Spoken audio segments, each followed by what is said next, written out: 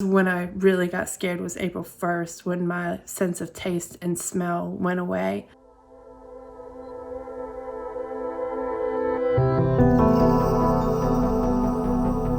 I was considered high risk now because of my asthma, and I had already had the cough. So I was scared and decided to go get tested because of the taste and the smell. I didn't think I knew that wasn't normal, and it did freak me out a little bit. I went to a facility where they had a testing center set up, and I got a swab stuck very far up my nose into my frontal lobe, and I squirmed like a little kid, and then they pulled it out, and that was it. So I went and got tested on a Friday, and I got my results Monday, which I was very surprised about. What was it like to get a positive result? It was terrifying. I sort of thought I might get a result of positive. When I lost my sense of taste and smell, I didn't have major symptoms. I missed the call from the doctor the first time, and they left a message and told me on my message.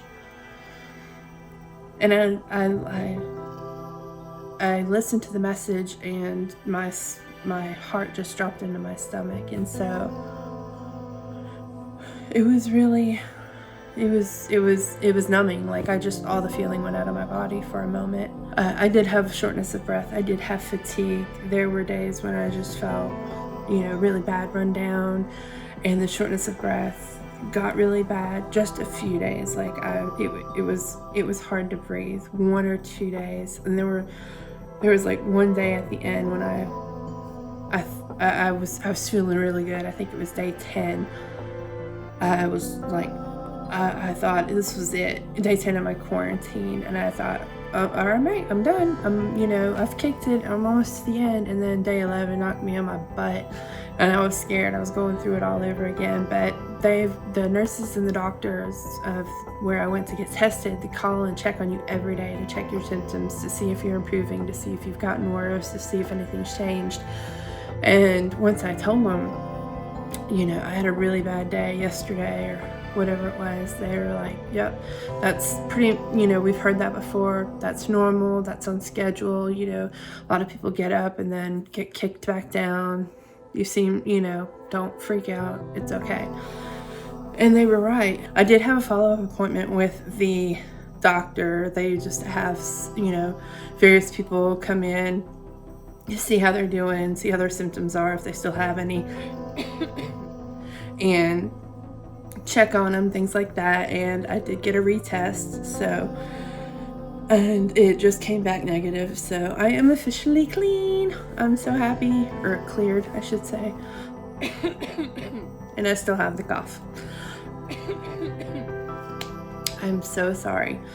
I still have the cough. They did say that I could have up to 6 weeks of post-infectious cough. If I could say anything to other people worried about the virus, what would it be? It's not the end of the world, because I know that I'm not going to say I know. I think that we're not seeing enough of those stories. We're seeing a lot of the end of the world stories with the deaths and not the recoveries on the news, and I hate that. I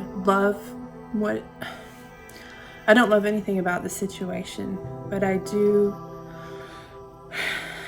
like seeing what it's done to us as a country, and as the entire world, bringing us together and helping each other so much, and just helping each out so much. The things that we've seen, people do for each other in this time, and the gifts people have been given, and the human kindness that has been shown during this time is amazing, and what a lot of us wish the world could be like all the time.